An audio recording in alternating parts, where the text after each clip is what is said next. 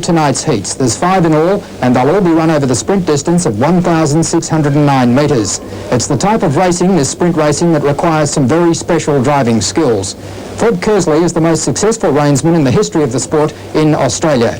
He's from Perth, but he's driven with success in every mainland state. He's driven more than 700 metropolitan winners, which is an Australian record.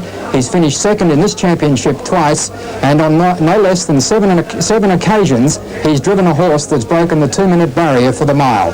So he's very well qualified to discuss the peculiarities of sprint racing. Fred, can you explain initially the basic differences between driving in a race such as the Flying Mile and races over longer distances? Well, it's a high-tempo race, Wally, and the margin for error is much reduced. I imagine the start is crucial in any race, but particularly so over the Flying Mile here at Globe Derby Park? I think it will be tonight because the start's affected on the turn, and as the horses leave the straight and go into the sweeping corner, horses drawn wide will, I think, be unable to go forward initially. Well, can you perhaps compare the tactics that we can expect to see from the horses drawn on the inside as opposed to those two horses drawn on the outside?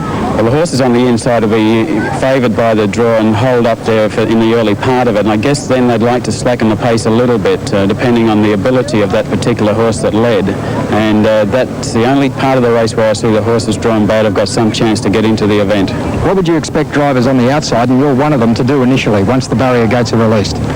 We've been told by the stewards we must hold up in the wide barrier draws. I'll just go out at the same speed as the others and judge it from what happens inside of me. I feel as though that the 3 and 4 horses are very important to the start, because if they go forward, then obviously 5 and 6 must go back. If 3 and 4 choose to go back, then 5 and 6 may go on. We've only got 6 horses in each heat tonight, Fred. How significant are those small fields going to be in relation to the times that we can expect? I think it's a very good thing because you've got no second line, gives the horses drawn from the front line much better chances of getting a good run. I think the time should be really competitive. I really do feel that this is an exciting night's racing. The mile heats are going to make it much more interesting, I believe, and we should have some very exciting racing. Well, Fred, from a training point of view, how difficult and what are the complications involved in bringing a horse up for a mile heat wedged between 2 longer races on the 2 Saturday nights?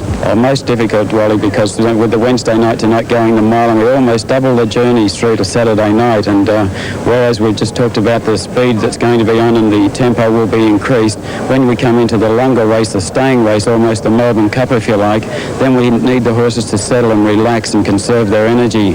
And so in the limited time between Wednesday and Saturday, I'd say it's almost impossible to condition the horses properly for that journey. Do the advantages of this format of racing, of this format for the Interdominion, outweigh the disadvantages then? Not from a trainer's point of view, but I think it's a promoter's dream, tonight's racing, and I feel as though it's worthwhile even for that reason.